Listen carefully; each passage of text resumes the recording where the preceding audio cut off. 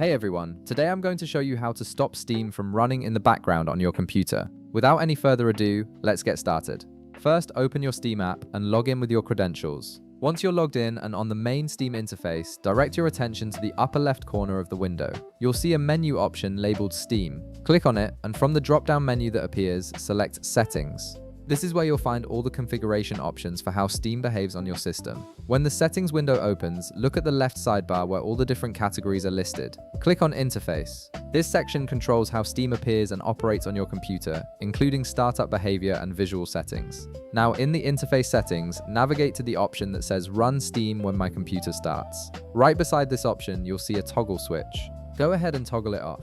This is the key setting that controls whether Steam automatically launches whenever you boot up Windows. By turning this off, you're preventing Steam from running in the background without your permission, which can help speed up your computer's startup time and free up system resources. Now, Steam won't automatically launch in the background when Windows starts. This means you'll have full control over when the application runs, and it won't be consuming memory or processing power unless you specifically open it.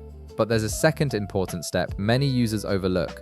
Even if you've disabled automatic startup, Steam can still continue running in the background if you simply close the main window. Here's how to properly shut it down. In the bottom right corner of your screen, near your system clock, click on Show Hidden Icons.